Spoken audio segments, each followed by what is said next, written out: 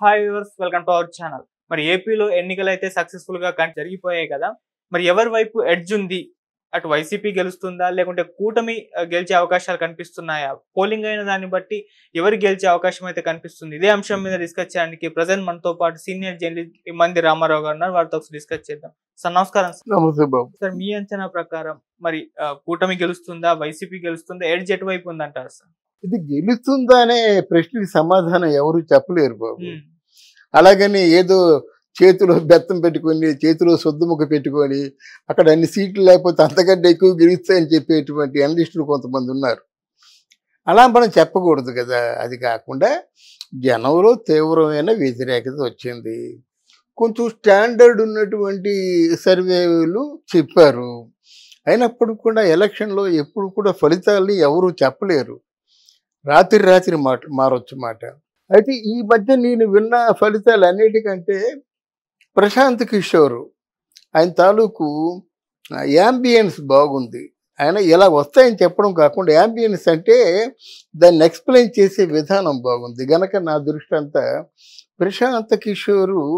ఎందుకంటే వాళ్ళు దీంట్లో పుట్టి పెరిగిన వాళ్ళు అంటే ఈ ఎనలైజ్ చేయడంలో సర్వే చేయడంలో మంచి అనుభవం ఉంది, మంచి పేరు ఉంది. అలా గెలిపించుకున్నారు గనక ఒకటి ప్రభుత్వంలో వ్యతిరేకత వచ్చింది.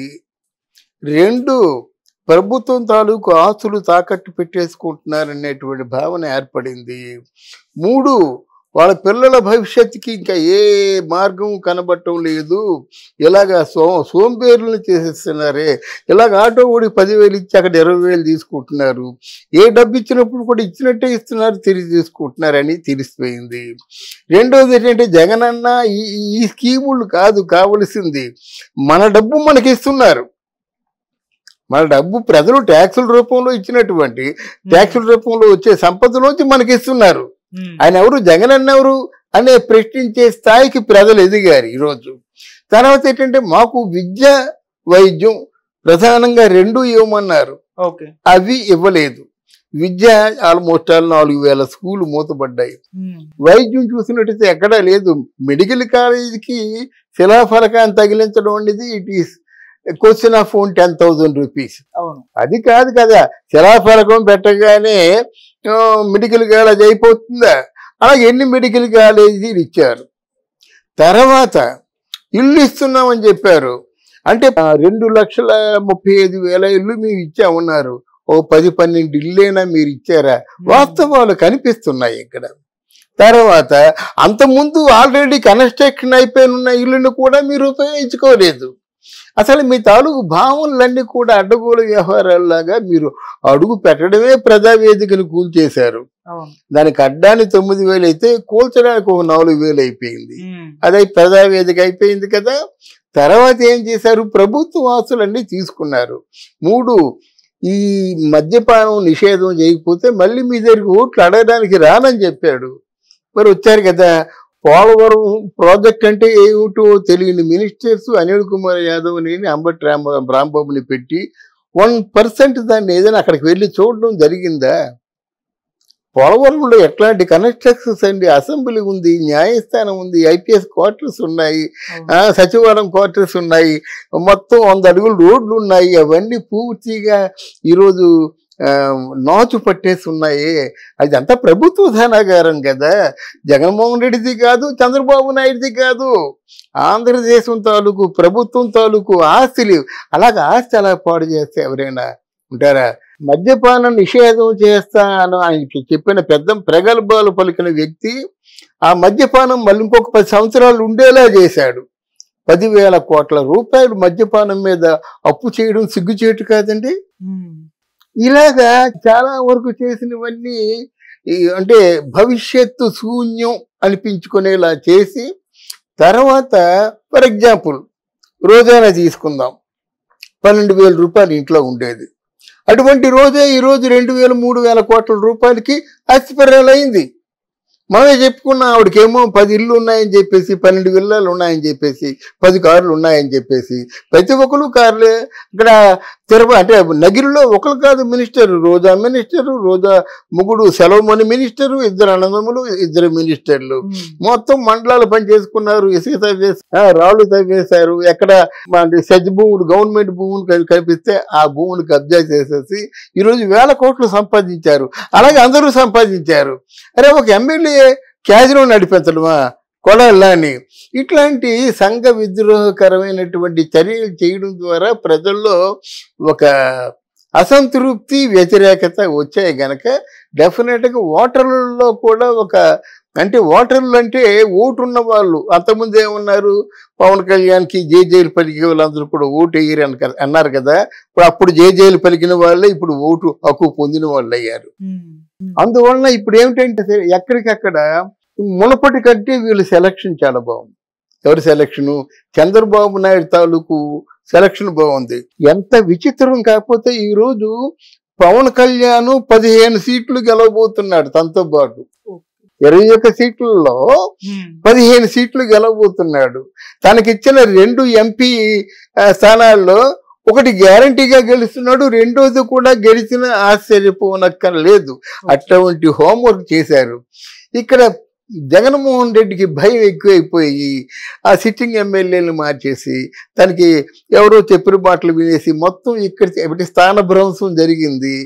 ఎవరైనా ఎక్కడికి వెళ్ళినా ఏం చెప్పుకుంటారు? జగన్మోహన్ రెడ్డి మాటకి ఎదురు చెప్పలేరు. అలాగని వాళ్ళు గెలిచే సత్తా వాళ్ళకి లేదు గనక కొంచెం వాళ్ళు మిస్ఫైర్ అయ్యారు. ఆ మిస్ఫైర్ ఎవరు చేశారు? జగన్మోహన్ రెడ్డి చేశాడు. ముఖ్యంగా జగన్మోహన్ రెడ్డికి మైకు, జగన్మోహన్ రెడ్డికి ఆత్మ మంచి పనులే చేస్తుంది. ఈ సజ్జల రామకృష్ణారెడ్డి అన్ని జగన్మోహన్ రెడ్డిని నిండా ముంచేసినంత వరకు మనమే గెలిచేస్తామని చెప్పాడు. ఇప్పుడు కదా ఇప్పుడు ఓడిపోతామని ప్రజలు చెప్పడం లేదు. నగిరిలో రోజా చెప్పింది, అంబటి రాంబాబు చెప్పాడు, కొడాల ఎవరు మట్టి వాళ్ళే బయటపడుతున్నారు. వంగ గేజ్ చెప్పింది. అందువల్ల మనం సెపరేట్గా అవన్నీ టాలీ చేసి రిజల్ట్ వచ్చినాక చెప్పలేదు. ఎవరు మట్టుకు వాళ్ళు ఏ అభ్యర్థులు అయితే నిల్చున్నారో వాళ్ళే చెప్పేస్తున్నారు మేము ఓడిపోతున్నాం అనమాట. విడుదల రజని, అంబటి రాంబాబు, అనిల్ కుమార్ యాదవ్, తర్వాత కొడాలి నాని, రోజా, వీళ్ళందరూ కూడా చెప్పేస్తున్నారు అనమాట. ది సోకాల్ పెద్ద మా కొమ్ములు తిరిగినటువంటి రాజకీయ నాయకులు మేమే అనిపించుకున్నటువంటి అందరూ కూడా వాళ్ళ మట్టుకు వాళ్ళు చెప్పేస్తున్నారు అనమాట. ఈ కారణాల చేత ఇక్కడ జగన్మోహన్ రెడ్డి పూర్తిగా ఆయన మానసిక స్థైర్యాన్ని కోల్పోయాడు. ఆయన తాలూకు ప్లానింగ్ ఏంటంటే వంగా గీత పిఠాపురంలో ఓడిపోతుందని తెలిసి వంగా గీతకి ఉప ముఖ్యమంత్రిగా ఇస్తా ఉన్నాడు. అంటే ఒకసారి ఏదో అనౌన్స్ చేస్తే జనం అంతా పిచ్చోలా, అది గెలవడమే కష్టం ఉంటుంటే నీకు ఉప ముఖ్యమంత్రి ఇస్తాను, హోమ్ ఇస్తానంటే జనం ఎందుకు వేస్తారు ఓట్లు? అలాగని పెద్ద ఓహో అని మిగతా వల్ల నేను చెప్పను, లక్షలు 1.5 వస్తాయని చెప్పను. అప్పుడు ఆ మాట చెప్తున్నాను, ఈ మాట చెప్తున్నాను. పవన్ కళ్యాణ్ గెలుస్తాడు అంతవరకు చెప్పగలం కానీ, ఎందుకంటే ప్రధానాడి చెప్పలేమండి. డబ్బులు తీసుకున్న వాళ్ళు ఒట్టేసిన వాళ్ళు ఊరుకుంటారా? డబ్బులు వెచ్చలవిడిగా పంచారు గనక గెలుస్తాడు అంతవరకు చెప్పగలం. మిగతా చోట్ల కూడా ఏమో మా బిడ్డల భవిష్యత్తు ఎలా ఉంటుందో అని చెప్పడం.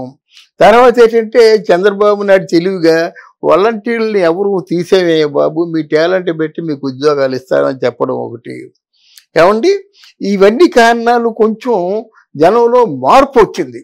జనంలో మార్పు రావడం వలన ఓటు తప్పనిసరిగా ఇక్కడ 110 నుంచి 120 సీట్లు కూటమికి వస్తాయి.